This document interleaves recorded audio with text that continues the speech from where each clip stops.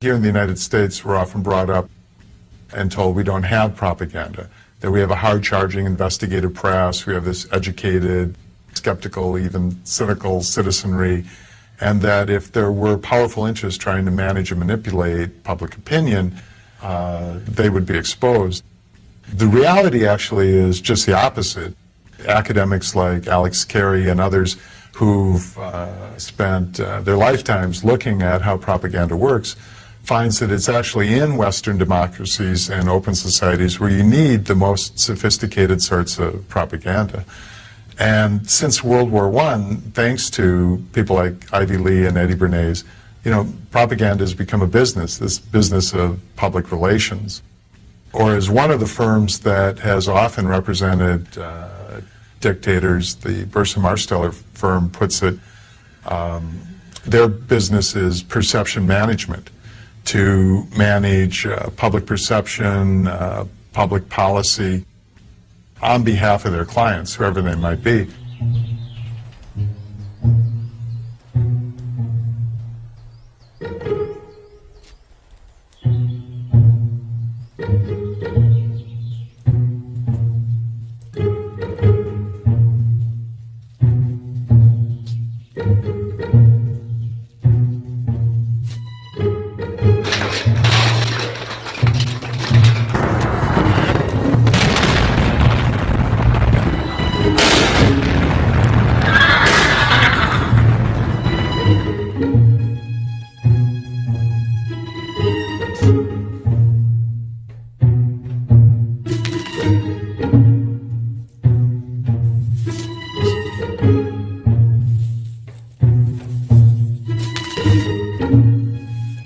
April 9th, 2003. Throngs of Iraqis spontaneously attack a statue of Saddam Hussein, the face obscured with Old Glory.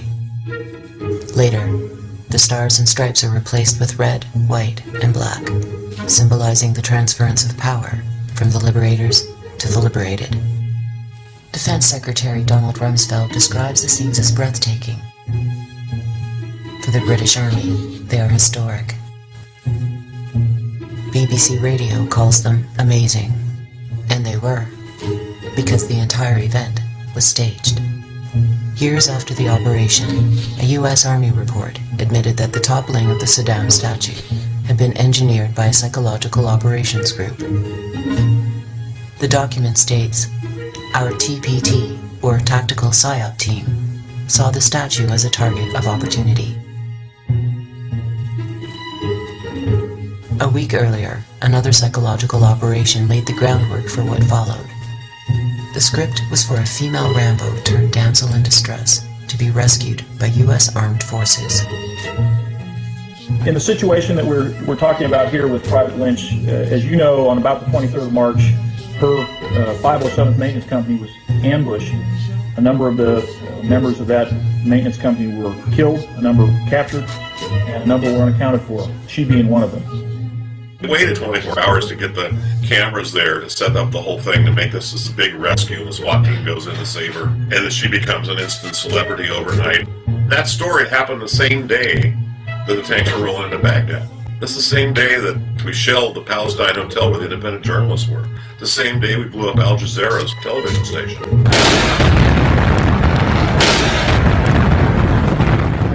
And killed one of their journalists. Well, what we're getting on the front pages of the papers and in the news is the rescue of Jessica Lynch. So that was a PR substitute story. Toppling the Saddam statue, they got Shalabi's group. The Renan group had actually formed them. The CIA had paid the Renan group to form the Iraqi Congress as a counter group to Saddam Hussein, and they were based here in the U.S. Then they flew them over there and they shipped them into Iraq. They were the ones that were standing around the statue as, a tank was used to pull it over. The Renan group had been around. He worked for George W.'s father. And he worked for Clinton, too. His firm, he used to be a public relations press guy for Carter, and he created a PR firm that specialized in war. The head of the Rendon Group, John Rendon, denies that he is a national security strategist or a military tactician. Rather, he states, "I am a politician and a person who uses communication to meet public policy or corporate policy objectives. In fact, I am an information warrior and a perception manager." Following the first Gulf War, Rendon was paid $23 million by the CIA to create anti-Saddam propaganda. Following 9/11, he was charged with public relations for the U.S. bombing of Afghanistan. Rendon is far from alone. Public relations has mushroomed into a $200 billion a year industry, with PR flacks in the United States now outnumbering journalists. Propaganda has become the primary means by which the wealthy communicate with the rest of society. Whether selling a product, a political candidate, a law, or a war, seldom do the powerful deliver messages to the public before consulting their colleagues in the public relations industry. Colin Powell presents a now typical case. He didn't choose a seasoned diplomat for the position of Undersecretary of State. Instead, he chose Charlotte Beers, known in PR circles as the Queen of Madison Avenue. Her resume includes successful advertising campaigns for Head & Shoulders Dander Shampoo, Uncle Ben's Rice, and now, Uncle Sam. You see a news show, you watch 60 Minutes or a Fox program or whatever it is, you tend to give more credibility to what you're told is journalism. If an advertisement comes on, hopefully you tend to be more skeptical of that because obviously somebody put an awful lot of money into crafting this slick TV ad and airing it. But what you probably never suspect is that that news story you just watched was also crafted by a company given to the TV station or network with the understanding that they would put their own logos on it, identify it as real journalism, and air it. Colonel Sam Gardner would eventually chart 50 false news stories created and leaked by the Bush White House propaganda apparatus prior to and during the assault on Iraq. Foremost amongst these were the lies that led to the war in the first place. It was not bad intelligence that led to the invasion, concludes Gardner. It was an orchestrated effort that began before the war and was meticulously planned to manipulate the public. In 2002, when the Bush administration was conducting its massive public relations campaign to sell the war, out of Donald Rumsfeld's office in the Pentagon, there was something now referred to as the Pentagon Pundits Program, where literally scores of former high-ranking military generals and admirals and colonels were getting their talking points for their appearances on TV news shows directly from the Pentagon. They would literally go to the Pentagon, be on phone conferences with the Pentagon, travel with the Pentagon, and then go on TV as supposedly independent sources.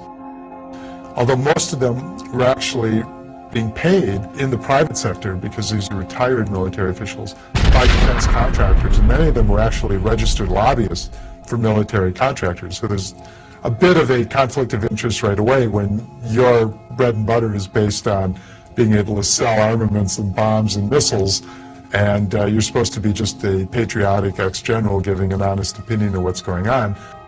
And even though that's illegal, there's no way to really stop it. And the most powerful medium through which it occurred refuses to even report on the scandal. You've got just a massive problem, and that's where we're at. There were clear warning signs long before the age of the embed. During the assault on Serbia under President Clinton, a report emerged by the Dutch journalist Abe de Vries, revealing the presence of Psi warriors working at CNN. They derived from the 3rd Psychological Operations Battalion at Fort Bragg in North Carolina. De Vries quoted Major Thomas Collins of the U.S. Army Information Service. PSYOPs personnel, soldiers, and officers have been working in CNN's headquarters in Atlanta through our program, training with industry. They helped in the production of news.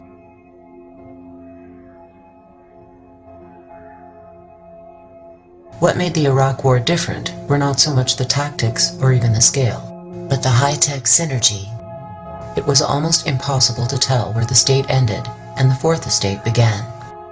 One of the things that we don't want to do is to destroy the infrastructure of Iraq, because in a few days we're going to own that country. Should they, if used more? Should they, use a Moab, the mother of all bombs, and a few daisy cutters, and, let's not just stop at a couple of cruise missiles.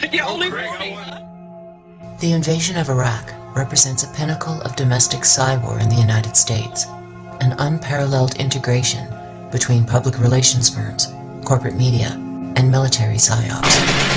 At the time of the assault, large segments of the American public were convinced that a nuclear attack by Saddam Hussein on their nation was not only possible, but imminent.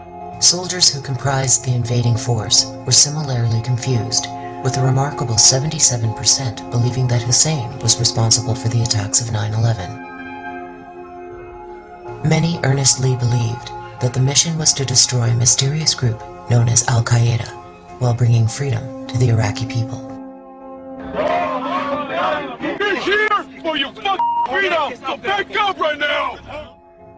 Yet what was actually happening was what the Nuremberg Charter describes as the single greatest crime under international law: the planning, preparation, initiation, or waging of a war of aggression.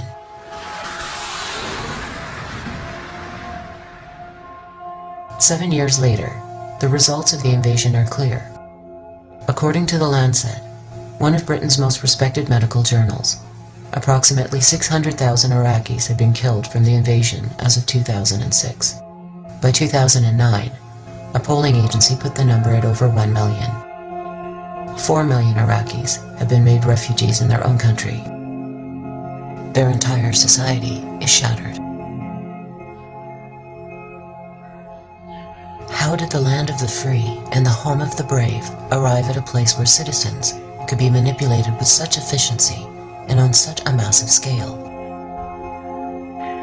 Our story begins in an unlikely place, a coal mine.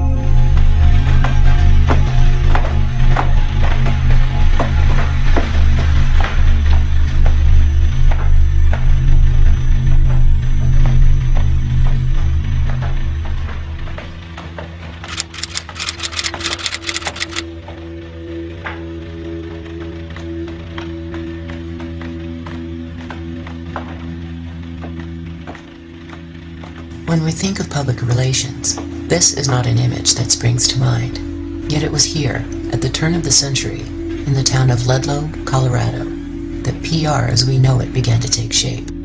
From the beginning, it was steeped in class warfare.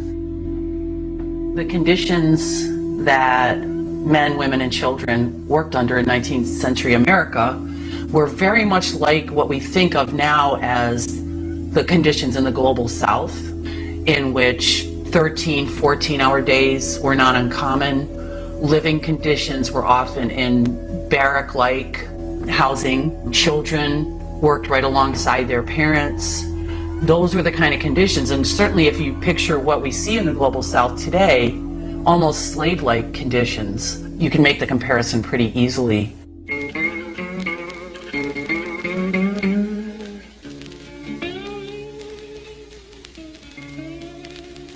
Like workers in most other industries at the time, the coal miners in the town of Ludlow were organizing to win basic rights. In 1914, the United Mine Workers Union called for coal companies to grant safe working conditions, tolerable wages, and compliance with state mining laws.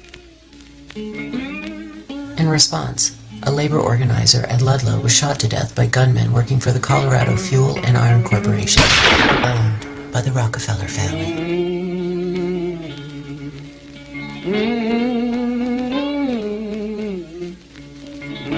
Then as now, the Rockefellers were synonymous with wealth and power. William Avery Rockefeller had made a living as a literal snake oil salesman, but his son, John Davidson, had achieved the American dream. His fortune was built by exploiting oil reserves in Mexico and the United States. John Davidson Rockefeller was America's first billionaire, but it was his son, John D. Jr., who would define the Rockefeller legacy in the 20th century. 24 hours after striking workers and their families celebrated Easter, the end came. It became known as the Ludlow Massacre. The strike went on from the fall of 1913 to the spring of 1914, and they still couldn't break the strike. The strikers were living in tent colonies set up by their union, the United Mine Workers, And in April of 1914, the National Guard, which at this time was being paid by the Rockefellers, National Guard, attacked the tent colony. Men, women, children, killed many people, set the tents afire. Found the next day the bodies of 11 children and 2 women who were burned, suffocated to death in that fire. That was called the Ludlow Massacre. A brief glance at events prior to Ludlow reveals that the brutalization of workers in the United States was not an unusual occurrence. 60 years earlier, in 1847, a nationwide general strike was met with violent oppression by federal troops. Over 30 workers were killed and 100 wounded at the Battle of the Viaduct in Chicago. In 1894, federal troops killed 34 American Railway Union members, also in the Chicago area. The troops were attempting to break a strike led by Eugene Debs against the Pullman Company. In 1897, 19 unarmed coal miners were killed and 36 wounded by a posse organized by a sheriff near Latimer, Pennsylvania. Most of the workers were shot in the back while attempting to flee. The worldview of the great capitalists at the turn of the century can be summed up in the words of William Vanderbilt. In response to a suggestion that the New York Central Railroad should adjust its train schedules to accommodate the public, he replied, "The public be damned." But the relationship between the public and corporations was changing.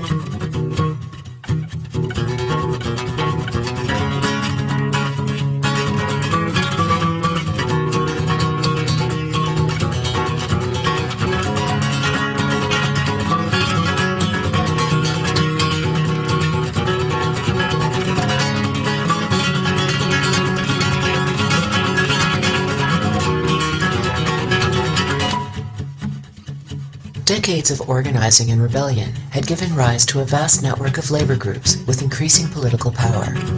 Over time, these included the Grange Movement, the Socialist Party, the Greenbackers, the Populists, and Progressives, and perhaps most significantly, the anarchist union known as the Industrial Workers of the World, or the Wobblies. Following the massacre at Ludlow, soldiers in Denver refused to participate in further attacks against the miners, declaring that they would not engage in the shooting of women and children. Demonstrations erupted across the country. A march occurred in front of the Rockefeller offices in New York City. A clergyman protested outside a church where Rockefeller liked to give sermons, only to be beaten by police. In modern parlance, it was a PR nightmare. Ivy Lee went to work for, among other clients, the Rockefellers.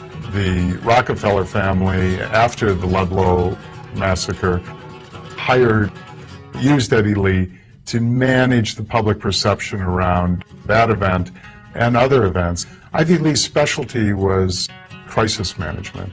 Among other things, he's credited with inventing the press release, which, all of us just sort of think of as something helpful. You want to publicize an event, a church picnic, call a news conference, you put out a press release. But at the time, the idea was very radical because what Ivy Lee was saying is, well, we're going to manage this crisis by calling attention to it.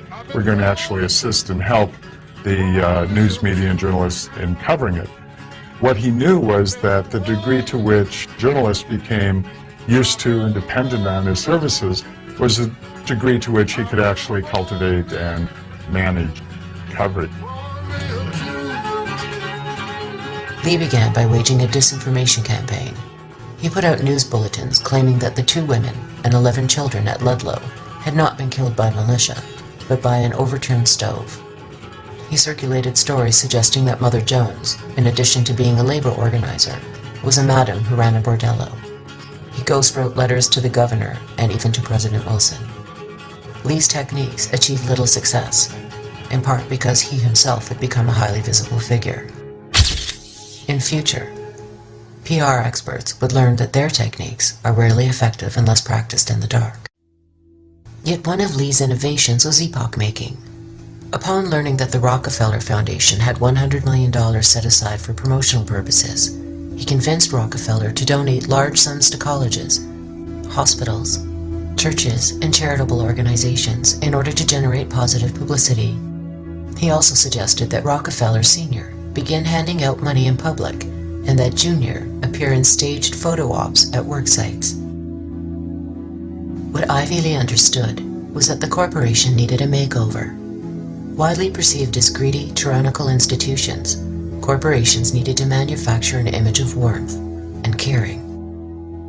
This was the beginning of the public relations industry. Rockefeller didn't set up the Rockefeller Foundation until Rockefeller became very unpopular because of his labor policies. And suddenly Rockefeller needed to create a good impression. Well, it's an interesting phenomenon that the poor actually give a larger percentage of their income than the rich. I think the rich feel they're doing more because, you know, giving $100,000 seems like a substantial kind of donation, and you know, it doesn't matter that they have 100 million. They still think, well, they've done quite a lot. So it's partly a result of this distortion of economic values, and it's partly a result of being cheap. You know, I mean, people don't want to give away their wealth, Ted Turner said, because they're afraid their status in the Forbes 400 is going to go down that little bit. So they give it away when it's prudent or when it's beneficial, when they can get some displayed benefit out of it, or when it can give them access to a different sort of social class or a different group that they want to be part of. But they have a more functional view of their wealth rather than a strictly charitable view. Charity and private charity, and you might say government charity. Any kind of action that sort of relieves people's distress a little bit without changing the system maintains the system. In fact, that is the way the American system, which is very exploitative and very unfair, that's the way the American system has been maintained for all these centuries, really, by giving people a little bit and giving enough people, just enough, to prevent them from breaking out in open rebellion. Today, one of the largest PR firms in the world specializes in the art of crisis management. Burson Marsteller holds offices in 35 countries and has served clients as varied as cigarette maker Philip Morris, chemical giant Union Carbide, and the Monsanto Corporation, a company specializing in genetic engineering and other life sciences. Like the Rendon Group, Burson Marsteller is bipartisan to the core. Its worldwide president and chief executive, Mark Penn, served as Hillary Clinton's key political advisor during the 2008 election.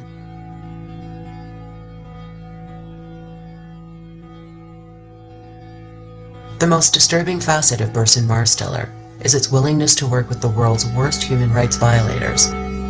They ran PR for the Indonesian government as it committed genocide in East Timor.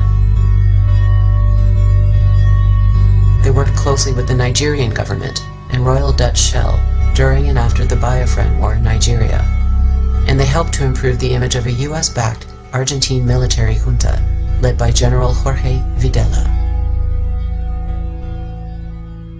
One of their clients in the 1970s was the brutal Argentine junta, which had taken control of the government there and was rounding up dissidents, systematically torturing, beating, killing people, and flying out over the ocean and dumping bodies.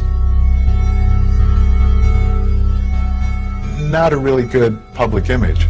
So the Burson Marsteller firm was used by Argentina, hired by Argentina, and went to work for them quite happily under a fat contract to improve the image of Argentina in the international financial community and in the Western press. In some ways, it should not be surprising that public relations has evolved into companies like Burson Marsteller and the Rendon Group. Looking back at the career of its first guru, we find a remarkably similar pattern. Ivy Lee went to work for the IG Farben company, a big German industrial company, and we know now that IG Farben was actually part of the Nazi propaganda inner circle. One of the most effective and, of course, horrifying government propaganda campaigns ever organized was the Nazi campaign that continued for years and years under the direction of Nazi propaganda minister Joseph Goebbels. And I.G. Farben paid Ivy Lee and also paid Ivy Lee's son to represent not just their interests, but the interests of Nazi Germany in an effort to paint the Nazi regime as being a friendly regime. But before lending his expertise to the Third Reich, Mr. Lee would do so for the American government. Along with other experts in the burgeoning field of mind science and public relations, he would engineer propaganda for World War I, not just against the enemy, the Germans, but against the American people themselves.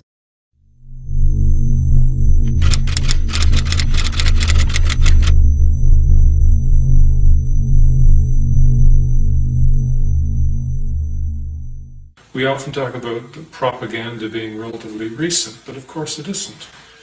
Even in ancient societies that weren't democratic, especially large states, it was understood by elites that if you don't have the support of the people, you could be in trouble. And so a fair bit of attention was actually given to legitimizing military adventures.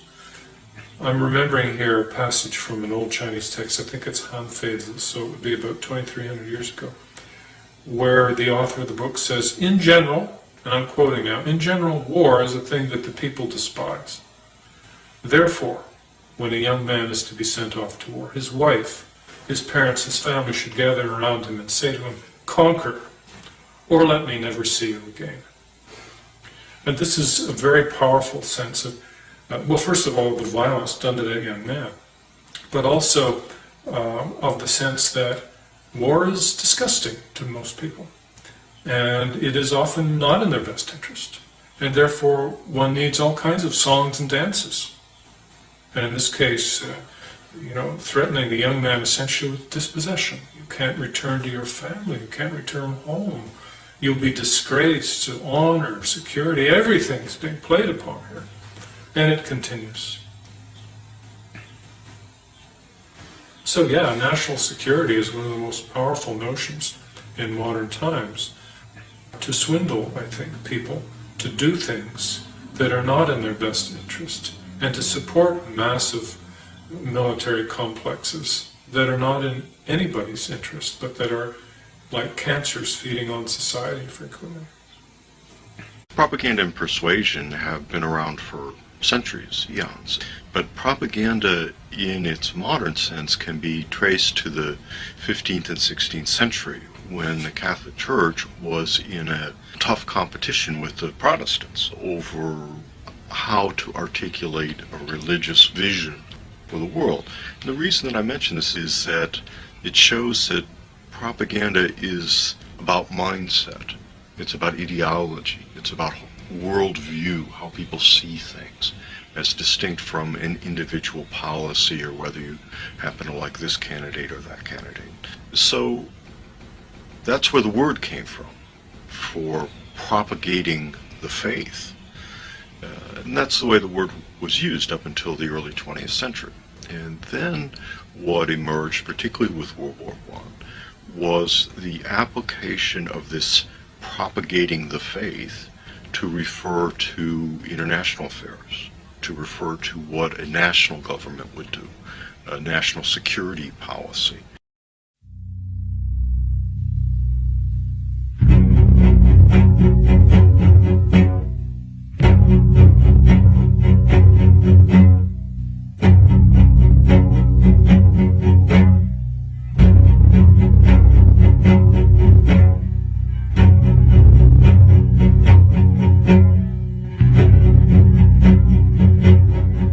In the run-up to World War I and during World War I, what one saw on the geopolitical stage was a crisis of empires. Empires were disintegrating, they were falling apart.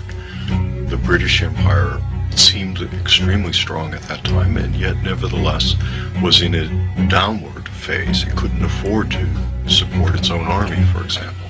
Same with the French, same with the Austro-Hungarians, same with the Russians, the Tsarist Empire, same with the Ottoman Turkish Empire, and so on around the world.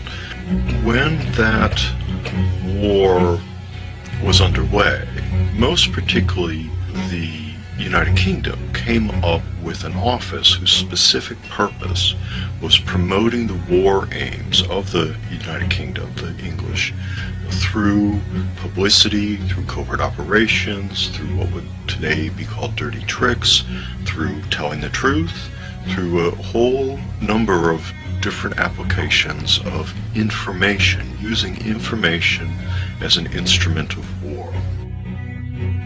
And from the get-go, from the very beginning, it was both aimed at the enemy and aimed at the home population. The Creel Commission was the American variant of it. Woodrow Wilson came into office in 1916 with the slogan, "Peace without victory." He said, what we want is an end to World War I. Neither side deserves our support, and the population didn't want to enter the war. In America, 1916 was an election year. The war was the dominant issue. The election campaigns of the parties crystallized the sway of opinion. Neutralism, the profound wish to stay out of the war, still possessed a doughty champion in the president. Support for Wilson's policy was strong in the Middle West and Pacific states.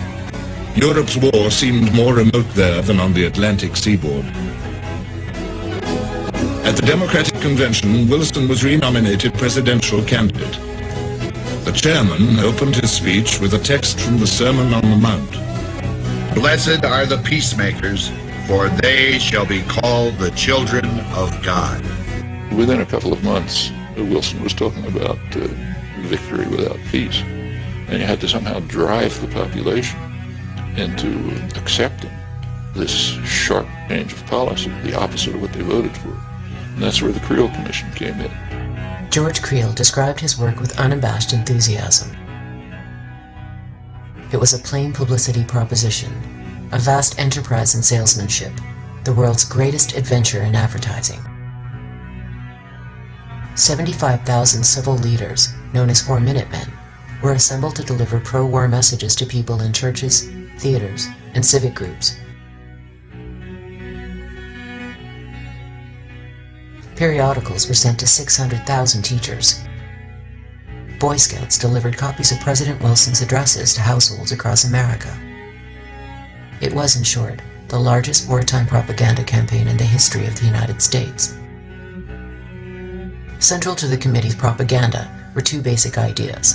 One, the American homeland was in imminent danger from a savage, bloodthirsty foe. And two, it was the fate of the American nation, in President Wilson's words, to make the world safe for democracy. The first theme was a time-honored tactic, long used in the United States and other countries, to vilify foreign enemies, indigenous peoples, and slaves. During the Great War, the savage Indian and the subhuman Negro would transform into the barbaric Hun.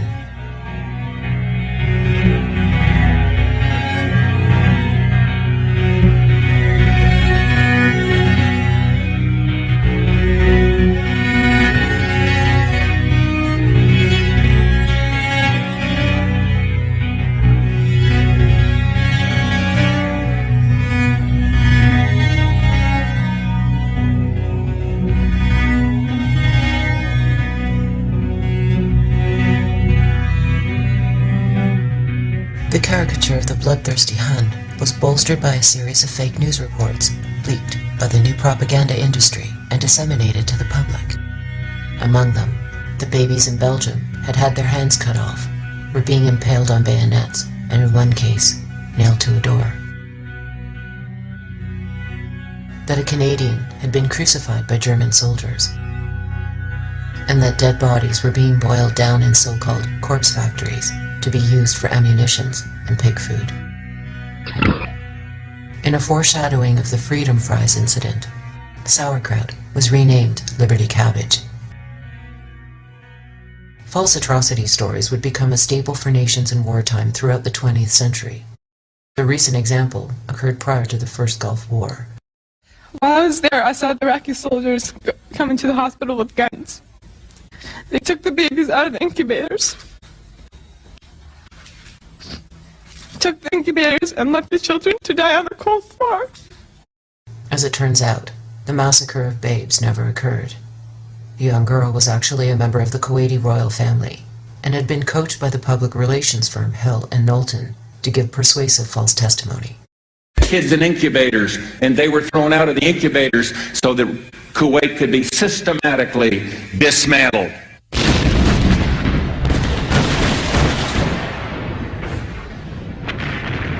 The attempt to engender hatred against Germans in support of the war effort was highly successful. But there was another, equally important aspect to the domestic propaganda campaign. If every adventure story needs a villain, it also needs a hero.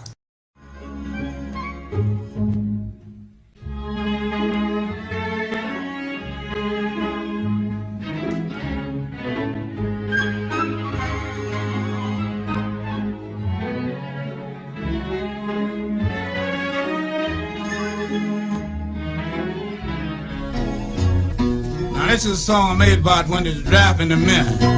Uncle Sam say he travel east and travel west. Uncle Sam say he believe he know the best.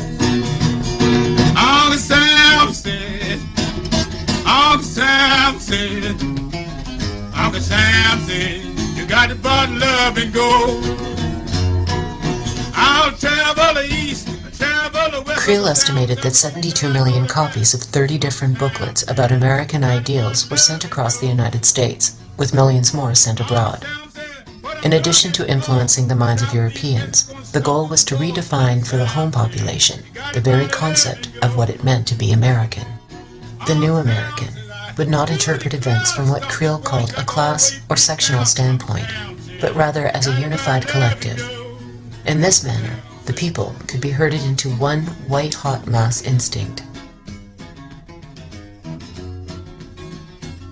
Previously, military action by the United States had been justified under the pretense of maintaining order, protecting American interests, and bringing civilization to the savages. Now, the word civilization would transmute into democracy. You don't have to hesitate on the Sam say. You got it by love and go. Next number is called 192. I'm Sam said you don't come, I'm going to talk. Marshall McLuhan, the Canadian communications theorist, once said that if a fish could talk and you could ask a fish, what's the most obvious element of your environment? The last thing that the fish would say would be water. That's the last thing the fish would notice. And it's true about any culture. Those things that are most powerful and most obvious to an outsider don't get seen by the people swimming in that water. Americans as God's chosen people. This goes back as far as back to 1630, where John Winthrop on the Arabella, coming from England to the United States, said we're a city on a hill. It's not an accident that in the campaign, debates and stumps of the recent candidates, you had Barack Obama actually saying that we are a city on a hill, as well as Sarah Palin. Ronald Reagan said it in his inaugural address. I've spoken of a shining city all my political life, but I don't know if I ever quite communicated what I saw when I said it. But in my mind, it was a tall, proud city, built on rocks stronger than oceans, windswept, God-blessed, and teeming with people of all kinds, living in harmony and peace. We're a city on a hill. And so our mission is to democratize the rest of the world. We've got the best system possible. And basically people ought to pay attention to us because we know.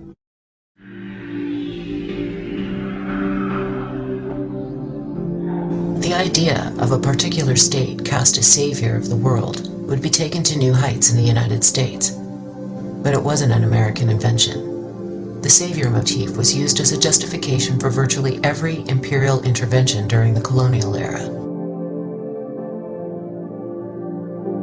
French leaders spoke of a civilizing mission in their new colonies. British leaders spoke of bringing progress and civilized government to India. Imperial Japan spoke of unleashing an earthly paradise in Asia, while the Third Reich dreamt of a worldwide utopia.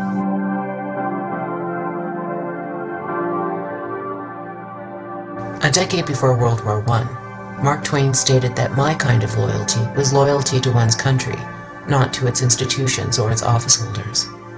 Decades later, George Orwell came to a similar conclusion, that patriotism is a devotion to a certain place and people, contrary to nationalism, which is inseparable from lust for power. This concept of patriotism remains elusive. Once the war against Saddam begins, we expect every American to support our military, and if they can't do that, to shut up. Equating super patriotism with militarism, military endeavor, military achievements, military struggles and victories, that's all supposedly a special manifestation of super patriotism. And I argue that a real patriot wants something different for his country. He wants social justice, he wants peace and stability, he wants fairness, he wants an end to racism and sexism. He takes pride in his country's ability at social betterment rather than his country's ability to invade and knock around other countries. A real patriot feels an attachment to his country, but not at the expense of other countries. He or she may feel a special attachment to the history of his own country. He values the accomplishments of his country, like the abolition of slavery, emergence of collective bargaining, and the rights of working people for a better life, the gains made by women in terms of being able to get into public life. These are the kind of things that the real patriot would value. In October 2001, George W. Bush signed into law what civil libertarians characterized as an all-out assault against the Bill of Rights. It was called the Patriot Act. During the Great War, similar bills were passed. The Espionage Act of 1917 and the Sedition Act, passed a year later, authorized huge fines and lengthy prison terms for anyone who obstructed the military draft or encouraged what was termed disloyalty to the state. The sweeping legislation was quickly put into effect. And first on the list were the Wobblies.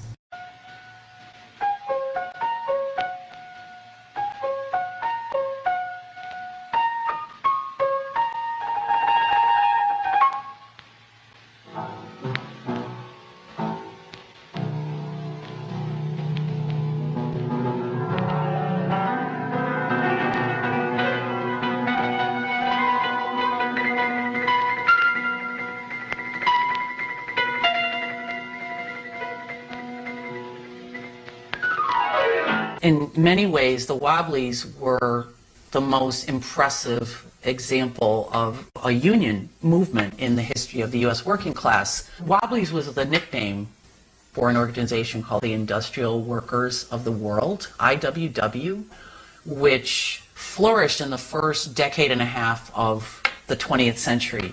The American Federation of Labor, which was the main craft union at the time, refused to organize African Americans, immigrants, and women workers. So that meant excluding the vast majority of the working class from the union movement. Along come the Wobblies, and they set out from the beginning specifically to organize immigrants, women, African Americans alongside white workers in what they called one big union. They led some of the most successful strikes. One of their strikes was the first sit-down strike at the time. Women workers played leadership roles, something that was absolutely unheard of at the time. Their philosophy was a revolutionary philosophy. It's known as anarcho-syndicalism.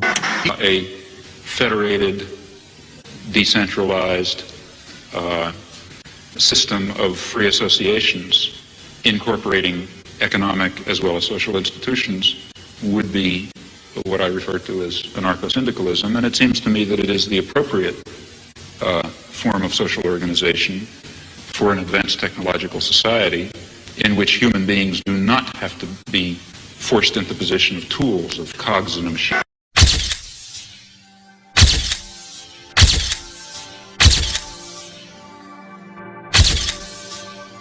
On September 5th, 1917, federal agents raided offices of the Wobblies across the nation, leading to arrests for the offense of causing insubordination, disloyalty, and refusal of duty in the military and naval forces.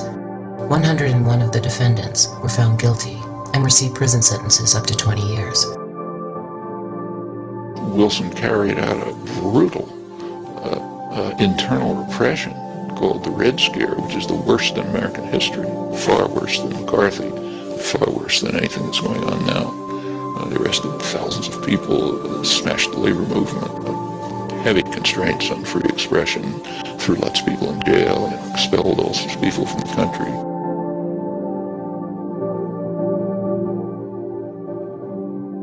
Yet what had started as a hunt against radicals soon spread to every corner of American society. Patriots were encouraged to inform on friends and neighbors who spoke out against the war, while surveillance increased dramatically, not only by the military, but by seemingly benign institutions like the postal system. The state flourishes in time of war. The state grows stronger in time of war. The state accumulates power. The military is enhanced. The forces of repression are enhanced. War is an opportunity for the government to grow in power. By the time the war ended, the total number of deaths had reached approximately 9.7 million soldiers, with millions more suffering life-changing injuries and severe post-traumatic stress. To what end was not clear. The massive bloodshed had not made the world safe for freedom and democracy. What it had done was produce enormous fortunes for a handful of corporations and banks, while leaving the worldwide labor movement in disarray. If the Great War had been a test of the Constitution and the concept of balancing the powers by each other, it failed. The United States Supreme Court, established in Schenck versus United States and Abrams versus United States, that the federal government could suspend constitutional rights when the nation faced, quote, a clear and present danger. Randolph Bourne, speaking of the Great War as a whole, responded preemptively with a now famous dictum. War, he said, is the health of the state.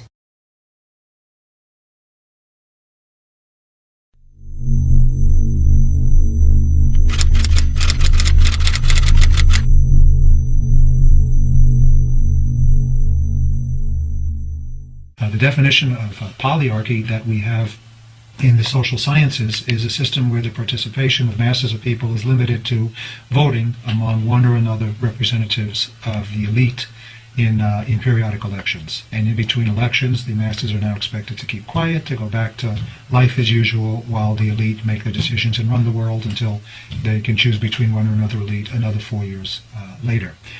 So really, polyarchy is a system of elite rule, and a system of elite rule which is a little more softcore than the type of elite rule that we would see under a military dictatorship, for instance. But what we see is that under a polyarchy, the basic socioeconomic system does not change. It does not become democratized. Wealth is not redistributed downward. You don't see a more equitable redistribution of wealth and resources. So that's the key. Socioeconomic dictatorship and free elections. That's the prescription for polyarchy. Participatory democracy would see not only more participation of people in the running of their daily affairs, but it would see a democratization of the economy, a democratization of social relations.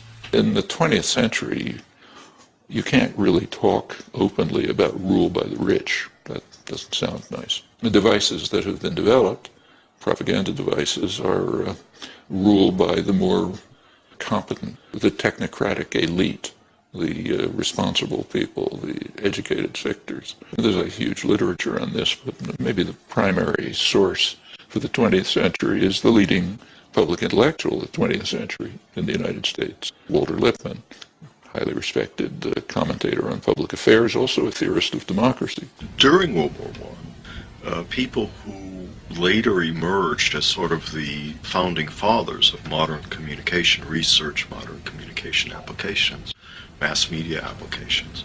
Quite a number of them had worked as propagandists during World War I, often as relatively young people who were shaping their own ideas at the time.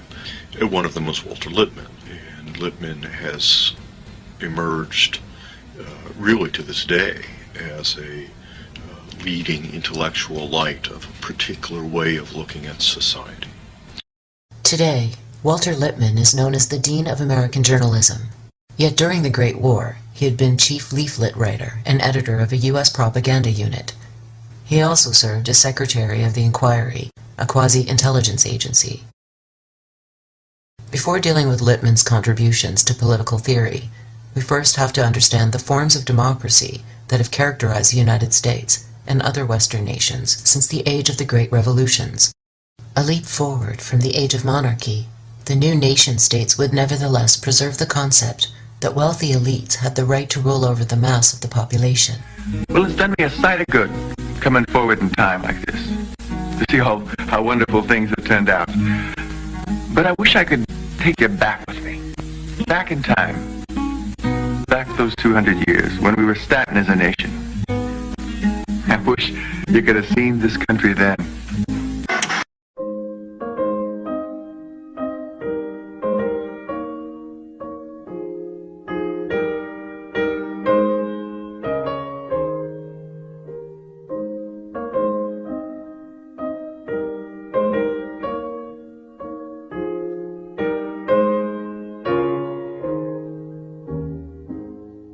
George Washington was a slave owner.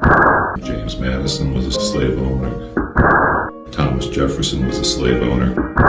Importantly, Jefferson, who was the most democratic of the lot, wasn't at the Philadelphia Convention. He was ambassador to France, and he picked up a lot of radical ideas from the French Revolution, which didn't exactly endear him to people like Alexander Hamilton. The initial divide in American politics then goes back to those roots. It's Jeffersonian Democrats against Federalists, the leader of whom, till he was killed by Burr, was Alexander Hamilton. Essentially a class struggle, a class conflict. Thomas Jefferson was, in fact, a fairly radical democratic thinker in his time. And clearly the Declaration's statement that we hold these truths to be self-evident, that all men are created equal and endowed by their Creator with certain inalienable rights, was a powerful democratic statement. And although Jefferson would not have applied it to women or to Indians or to blacks, nonetheless, in all of those cases, those words would come back to be very serviceable for those groups in pushing civil rights and civil liberties forward in the United States from where Jefferson's statement left them. The problem with the Declaration of Independence was that once independence was won from Britain, then the question became one of governance. How were these former colonies of Britain to govern? What led immediately to the Constitutional Convention in 1787 were a series of uprisings by debtors, essentially, not just in Massachusetts. The most famous is, of course, the Shays Rebellion in 1786. The American state was founded largely to get the Ohio Valley, largely to cross the Appalachians. That is the Constitution, to organize an army and money in order to conquer further lands more to the west. That's the origin of the USA. But to do that, the slave masters are not going to do the fighting. What they will do is hire poor people to do it. But when they don't pay the poor people, as they didn't pay Daniel Shays takes matters into his own hands in 1787 and goes to the courts and shuts down the courts because the courts were beginning to foreclose on the grounds that Daniel Shays and the other veterans from the American War of Independence did not have the money to pay back. Debtor riots were happening throughout the 1780s, and they were sufficiently scary from the point of view of people with property that they had to do something about it. And what they did about it was essentially overthrow the Articles of Confederation and instill a much stronger, much more able government to protect the property interests that were in dire threat from the people, quote unquote. This was an elitist, you could almost say coup d'etat, except there wasn't any strong central government to launch a coup against. They were really trying to set one up and protect it against majoritarian interests, especially economic interests, especially property interests, especially threats from people who didn't have much. First thing they did when they got to Philadelphia in 1787 was they locked the doors. The only reason we know what happened, behind those closed doors were that people like James Madison kept extensive notes. The American Constitution was formulated primarily by James Madison. He's the major framer of the Constitution, and he wanted to overcome what he called the tyranny of the majority. He said a primary goal of government is to ensure that the opulent are protected from the majority. So therefore he designed the Constitution in such a way that, as he put it, the wealth of the nation will be in charge. The more responsible set of men, those who sympathize with property owners and their rights. And the system was designed that way. Power was in the Senate, which was the least representative body, and it was the wealth of the nation. In fact, it still is. The House of Representatives, which is more democratic, in theory, was given much less power. And the powerful executive is also supposed to represent the wealth of the nation. In Madison's defense, one should say that he was really pre-capitalist in his mentality. He assumed that the wealthy would be what he called benevolent gentlemen who would not be concerned with their own interests, but with the benefit of the people.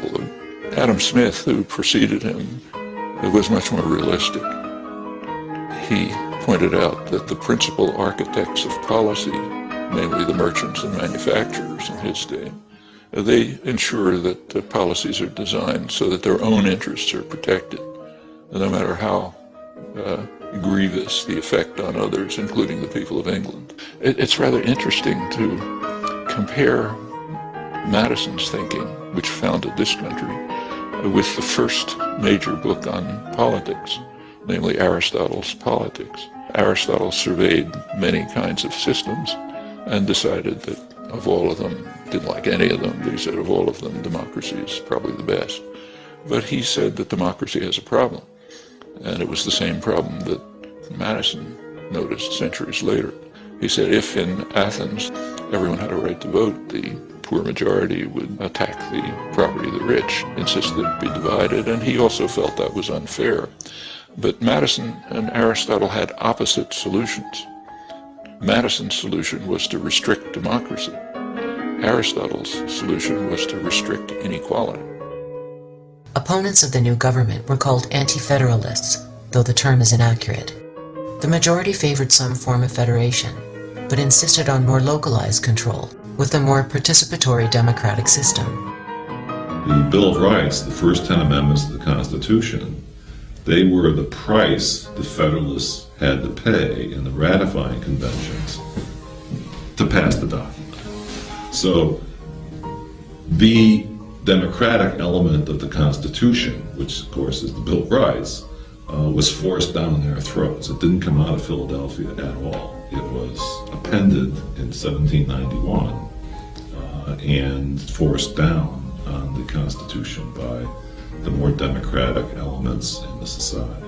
Even with the Bill of Rights, we have a system which, is hardly perfect from the point of view of civil rights and civil liberties. Let's put it mildly. It trampled all over with the rights of citizens. So the Bill of Rights is hardly an ironclad set of guarantees for civil rights and civil liberties in the United States. I'd hate to think of the United States without it. The anti-federalists were significantly more partial to democratic elements in the society and to the rights of ordinary people than were the significantly more elitist federalists. If the greatest legacy of the anti-federalists was the Bill of Rights, their dream of direct democracy was not to be. At the time, many dissidents made predictions for what they believed would come to pass as the new nation grew and flourished. The natural course of power is to make the many slaves to the few, one anti-federalist wrote. Another objected to the new government because the bulk of the people can have nothing to say to it. The government is not a government of the people. The men of fortune would not feel for the common people. An aristocratical tyranny would arise, in which the great will struggle for power, honor, and wealth. The poor become a prey to avarice, insolence, and oppression. In short, my fellow citizens, it can be said to be nothing less than a nasty stride to universal empire.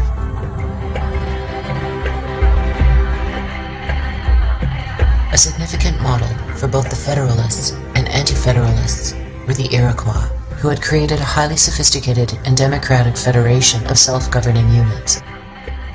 In stark contrast to European forms of government, The Iroquois people had the ability to immediately remove corrupt leaders. Women played a significant role in decision-making.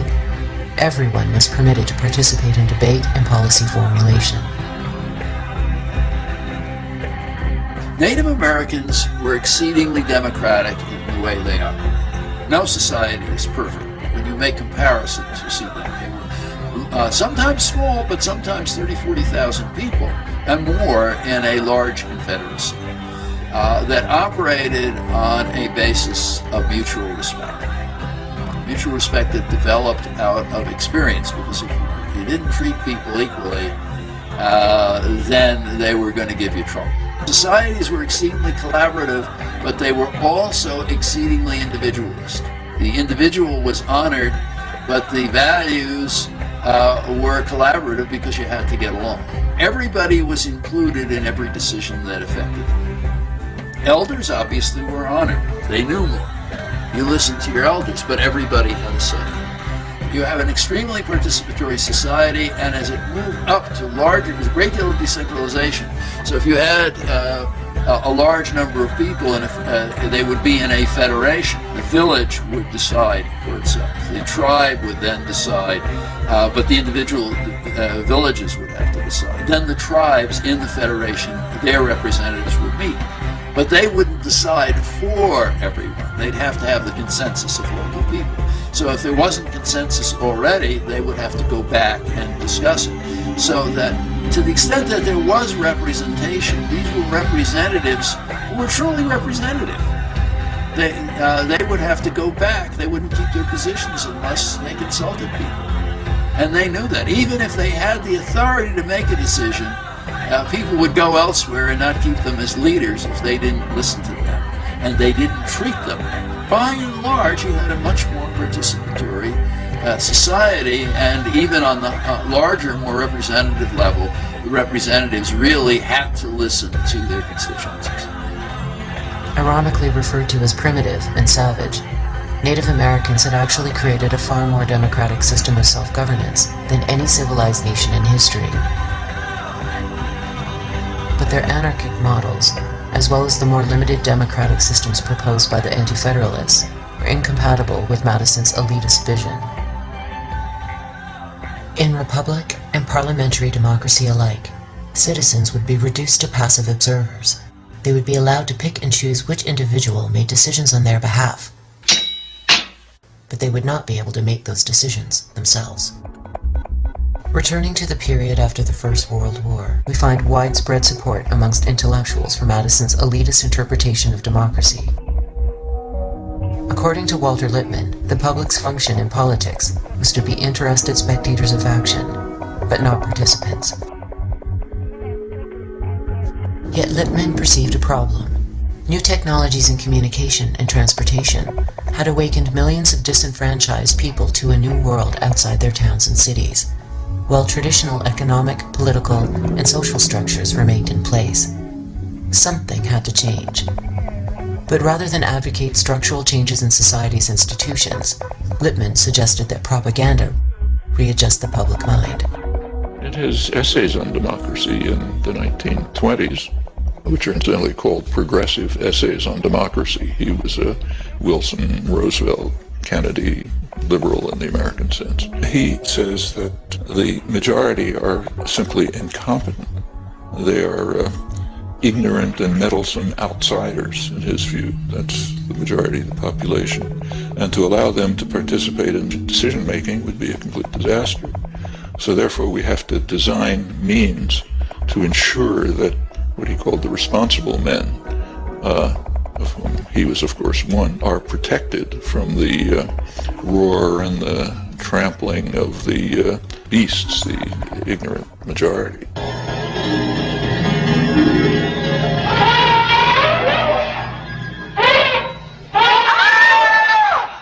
And he devised a number of methods. Lippmann called it manufacture of consent. We have to manufacture the consent of the ignorant and meddlesome outsiders, mass of the population. And the huge public relations industry was developed at the same time. They are the people who manage and control the marketing exercises that are called elections in the United States.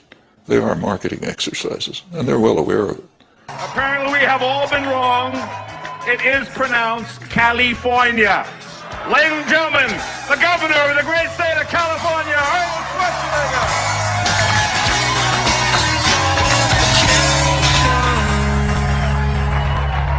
So, for example, in the last election, 2008, the advertising industry gives a prize every year for the best marketing campaign of the year.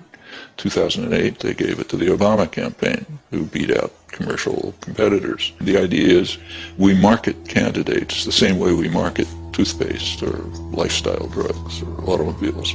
Of course, it helps to have a lot of money. And in fact, Obama greatly outspent McCain, and not because of popular contributions. Came mostly from financial industries. He was their candidate, and his policies will presumably respond to his constituency.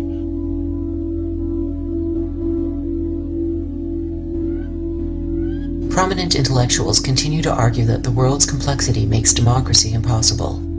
A recent cover story in Time magazine claimed that democracy is in the worst interest of national goals. The modern world is too complex to allow the man or woman in the street to interfere in its management. A man who surely would have agreed was Edward Bernays. Like Lippmann, Bernays served as a propagandist on the Creel Committee, and like Lippmann, he went on to refashion wartime propaganda for peacetime aims. In his classic text Propaganda, Bernays suggested that elites regiment the public mind every bit as much as an army regiments their bodies. Bernays considered mass mind control so crucial that it constituted, in his words, the very essence of the democratic process. Bernays' opportunity to shine arose when a crisis threatened not only the profits of major corporations, but the entire capitalist system. The solution, as theorized by business leaders, would lead to social breakdown, environmental catastrophe, and further alienation between the American people and their government. It would also lead to wealth on a scale never before imagined.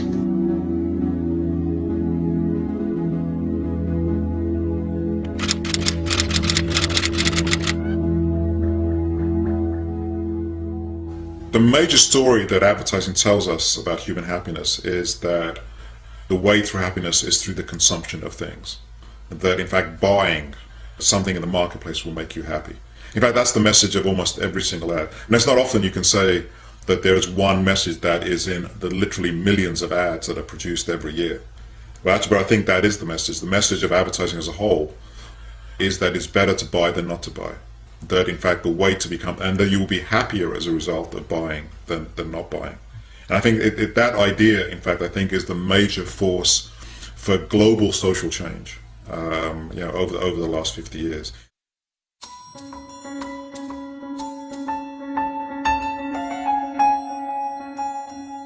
In the 1920s, business leaders were faced with a dilemma. Overproduction of goods had exceeded demand.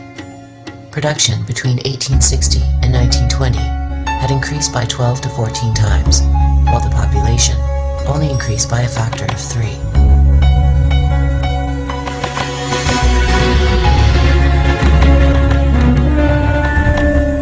There were several ways of solving the problem. One was to reduce working hours and raise wages so that production and consumption reached an equilibrium. This would have led to more leisure time for workers and a higher standard of living. The problem with this solution is that it could have entailed a slight decrease in profits. Corporations are mandated by law to maximize profits on behalf of their shareholders, regardless of social or environmental costs. According to business leaders, there was another problem. John Egerton, president of the National Association of Manufacturers, warned that a shorter work week would undermine the work ethic and potentially foment radicalism. If people had time to stop and think, they might also take the time to rethink their position in life. The emphasis should be put on work, Egerton stated. More work and better work, instead of upon leisure. It seems a harmless enough statement, but what businessmen were advocating was revolutionary. Production would no longer be about satisfying human needs. It would be an end, in and of itself. Rather than a democracy of ideas, or a democracy of mass participation, The United States would become a democracy of material goods. The citizen would be replaced by the consumer. Look at those goods piled up over there. I'm worried. Here we are. We've got the new machines, and they're doing even better than we expected. They've not only cut production costs, but they've increased output over 50%. But we're not selling this additional product. Inventories are piling up. Now, what are we going to do about it?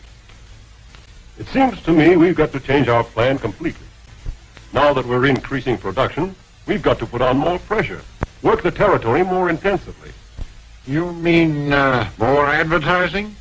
Yes. The problem of capitalism is the problem of consumption. And the problem is that after your basic needs have been met, there is no real need for consumption.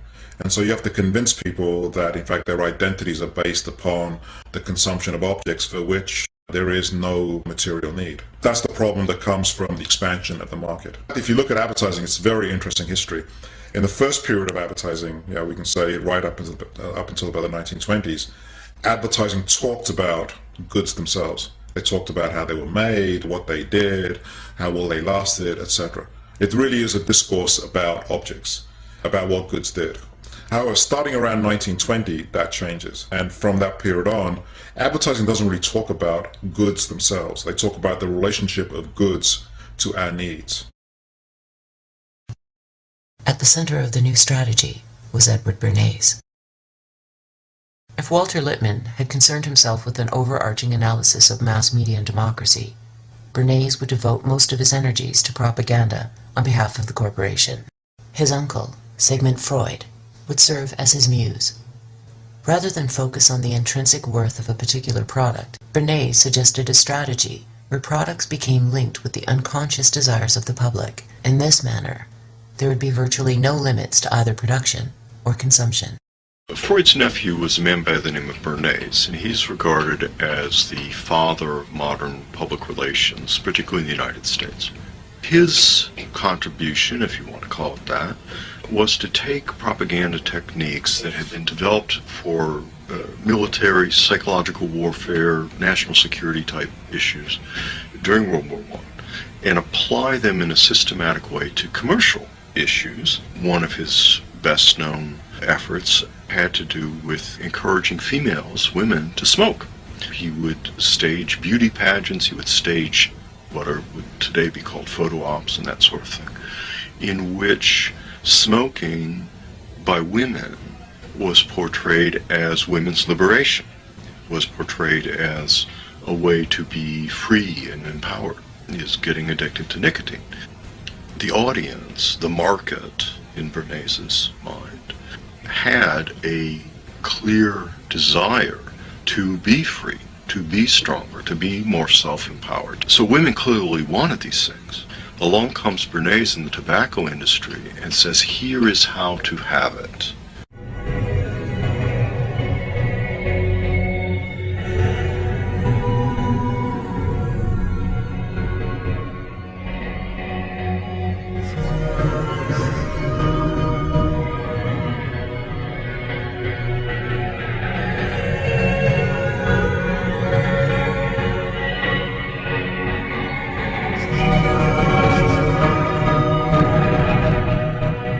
Goods don't make us very happy.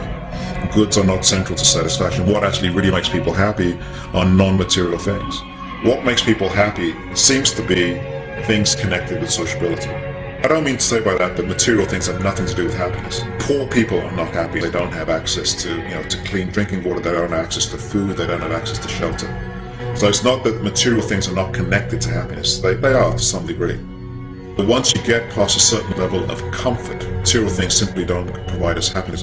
At the same time, there is this giant propaganda system of advertising that is, again, perpetually telling us that the way to happiness is through objects, the way to happiness is through consumption. What makes people happy are things to do with society, with connection, with personal connection, with autonomy, with relaxation.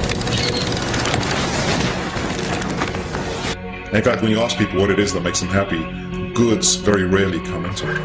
However, the problem is that capitalism has to sell goods. The marketplace provides goods, and therefore what it did was it took the images of the life that people really want, which is a life of meaning, of connection, of sociability, of friendship, of family, of intimacy, of sexuality. Those are the images that it took, and it linked them to objects.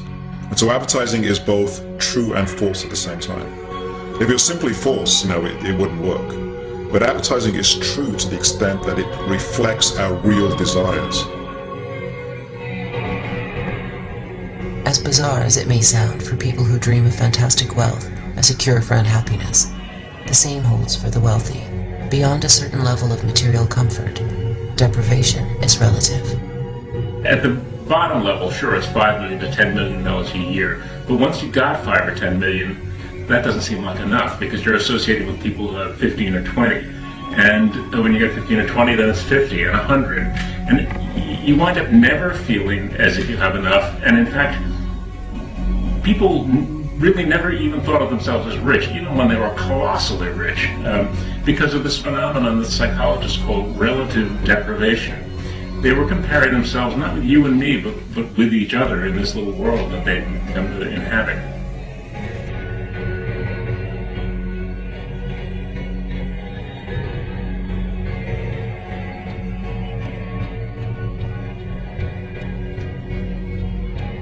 In his book The Status Seekers, Vance Packard uses the phrase merchants of discontent to describe a deliberate strategy by advertisers of targeting the less affluent with status symbol messages.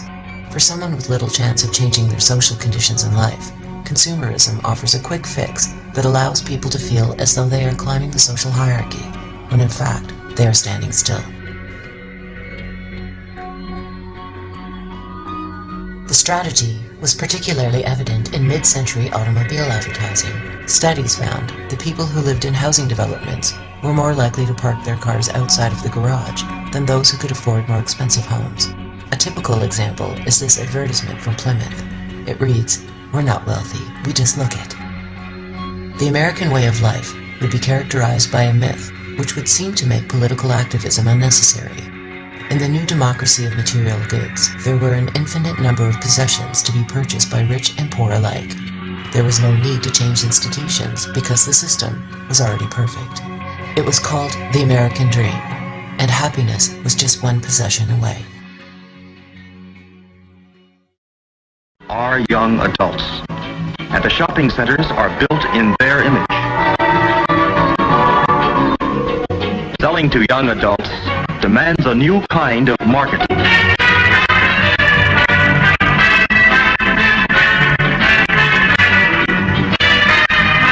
For these young adults, the shopping centers have built fountains, commissioned statues, put in restaurants, and freestanding stairways. They've included banks, loan offices, rental plans, plant nurseries, and places to buy building materials. The shopping centers see these young adults as people whose homes are always in need of expansion. People who buy in large quantities and truck it away in their cars. It's a big market. In the tinsel and glitter world of Beverly Hills, superstars reign supreme in million-dollar mansions that hold a weird fascination for everyone else. Visitors rubberneck for hours just for a glimpse through the guarded gates. But for one man already on the ladder to superstardom, just a look wasn't enough. For him, it was love at first sight.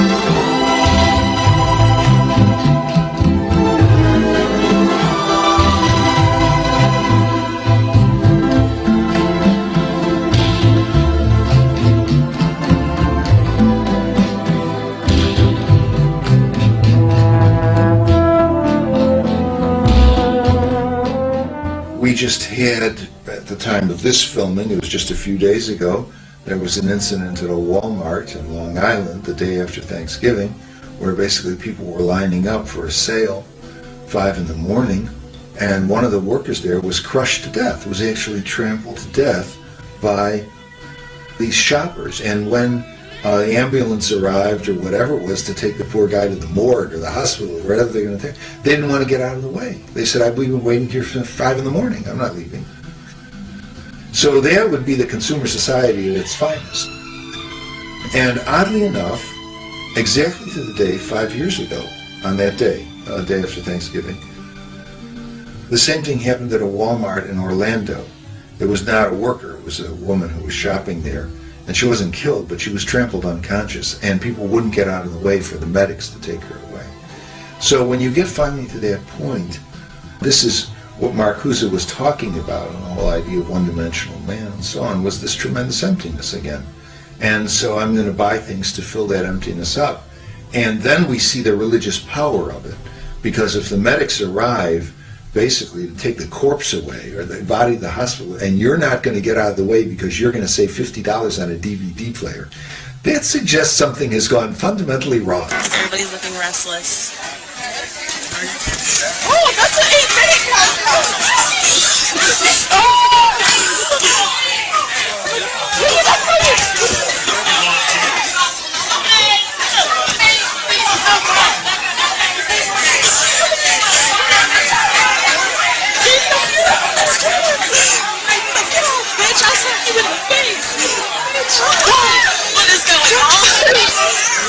I think there's not much difference between assuaging your anxiety by buying things and investing in the American dream. They seem to go hand in hand.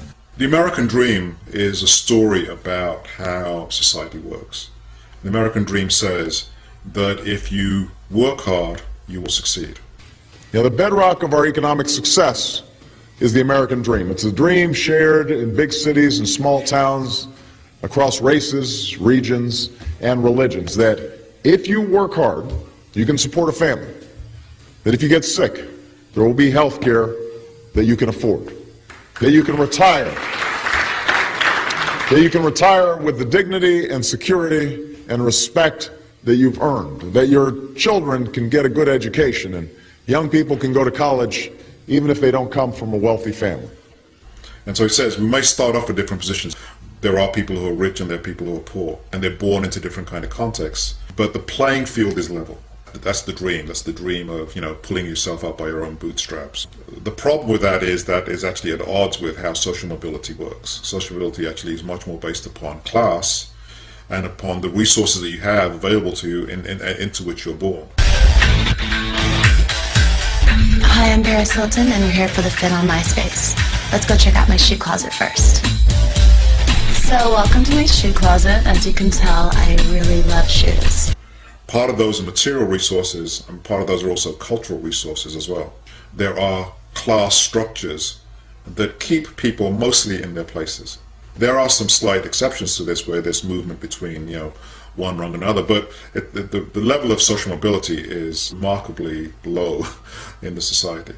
And then the American dream is punctuated by these very visible examples in the media that show us people who are poor who are now rich.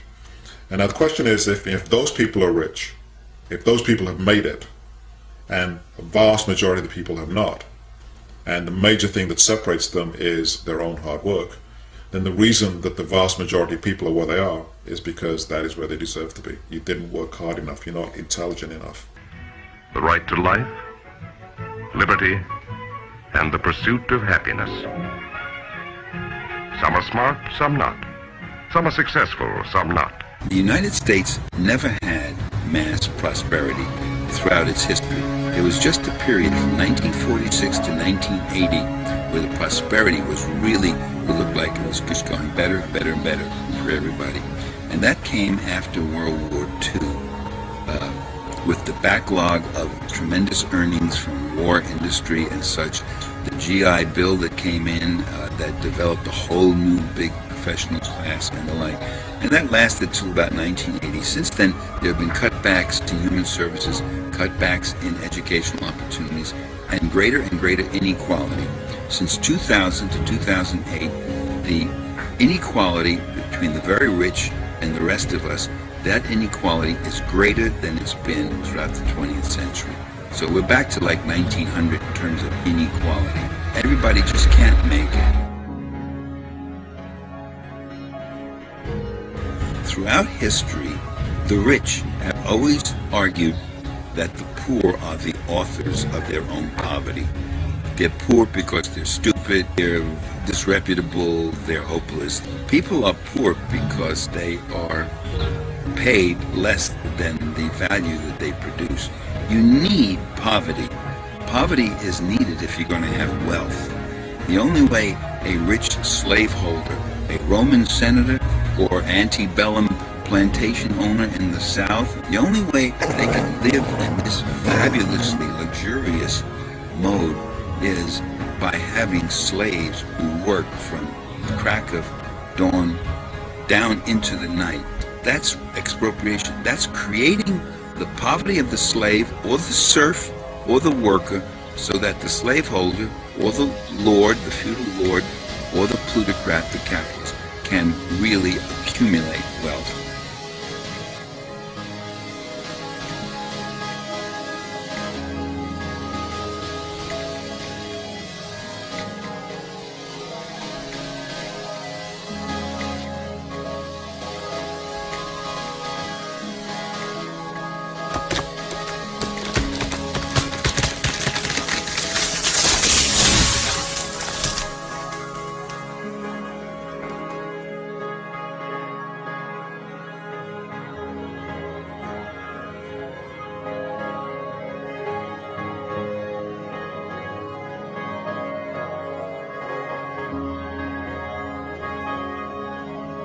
The idea that human happiness is connected to the immense accumulation of commodities.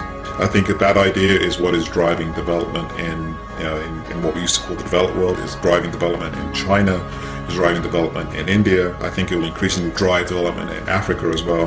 I think we're starting to see the results of what that means for the planet, when not only the 5% of the American population strives for that, but when increasingly the rest of the world also is bought into that, and you then have to provide the goods and the energy that those goods takes to produce, we're arriving at the kind of exhaustion of the physical planet. The ancient philosopher Confucius, he was asked what he would do if he were ever to rule the state. Someone said, okay, you're in charge of the state, what would you do? And he said a very interesting thing. He said he would, quote, rectify the language. And I think if he was asked that in modern age, he would say, let me control the media. If you can control the stories, you don't need to have soldiers on street corners to control them. You can control people in their own heads and their own imaginations. On one hand, it's really depressing because it's like, how do you then get out of it? Because there's no way you can have control of media. There's no way you can compete with these stories that are told thousands of times a day through advertising, through programming, through newspapers, through the internet now, through video games, through all kinds of ways. At the same time, the reason I'm hopeful, the reason actually gives me some optimism is that capitalism has to do that. But unless it does that, they know that things will fall apart. So capitalism in that sense is like a house of cards. A house of cards, it has to be constantly held together. We have to be told every single day what this story is. And they have to do it every day because it's unnatural. If it was natural, they wouldn't have to do it. And if they stop, they know that in fact it would fall apart. That actually is the great hope for me. Is in fact the amount of time they have to spend convincing us about the value of this society is in fact what gives me hope that that there's an alternative just below the surface, and that alternative is much more human, much more compassionate, is much more connected to concern for other people, is much more connected to concern for the planet, and that it's being held down by this incredible and relentless propaganda system.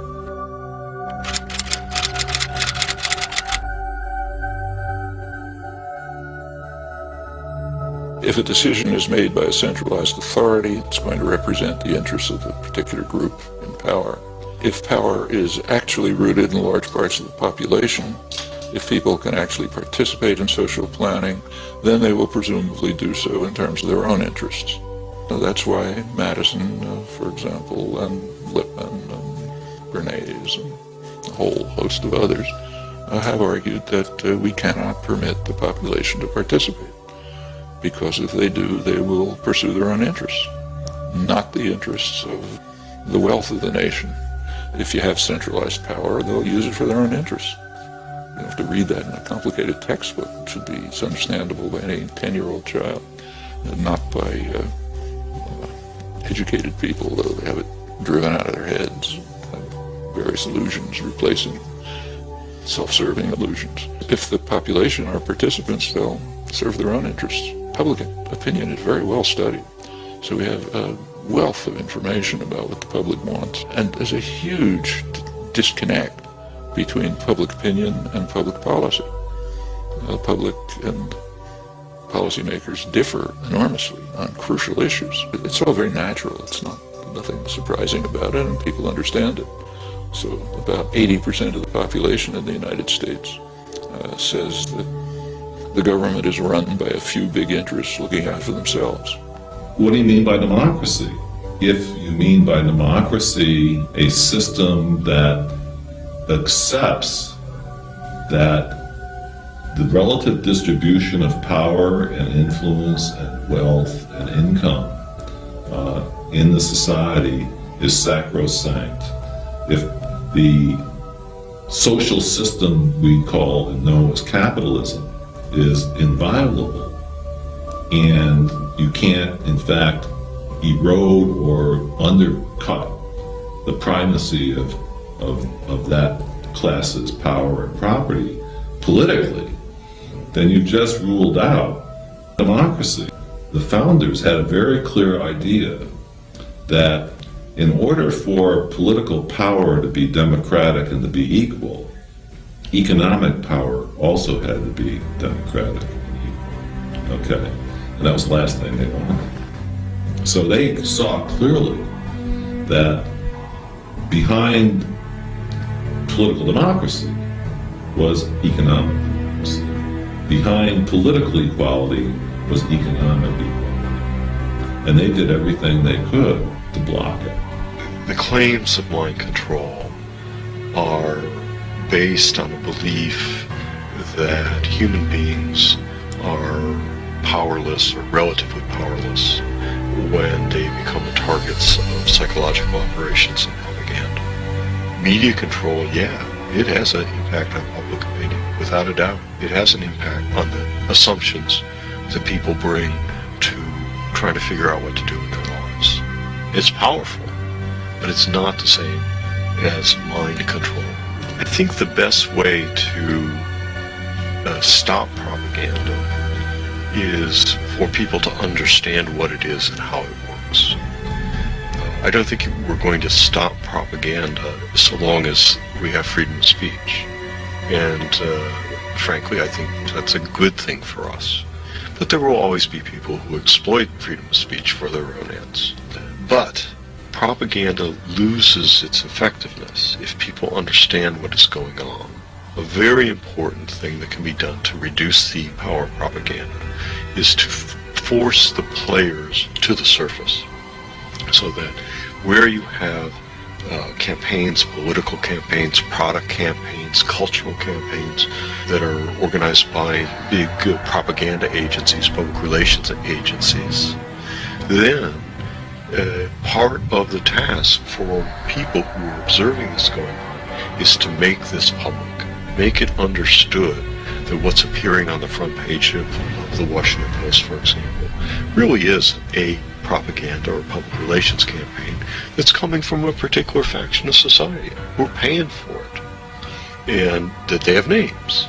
It depends on what people believe, what people perceive, what people know. And for a democracy to really function and thrive, unlike Eddie Bernays, I would say what we need is more information, more freedom, more transparency, and more information about who's manipulating public opinion and the public mind. Eddie Bernays believed that fundamentally people were unable to govern themselves in a democracy because most of us were just too dumb to figure it out. And so he used that to justify his practice that he exalted of managing and manipulating public opinion. I think actually what we need is a lot more exposure and education about how public opinion is managed and manipulated, so that we have a citizenry that can actually function and be critical thinkers and decision makers and govern ourselves in a democracy.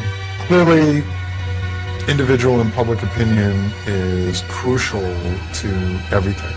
As long as you can manage and manipulate public opinion, or as Burson Marsteller likes to put it, public perception, you can control public behavior and policy. That's what Eddie Bernays knew. That's what he was saying when he talked about engineering consent. And so, yeah, I believe that the ultimate battlefield really is in the mind.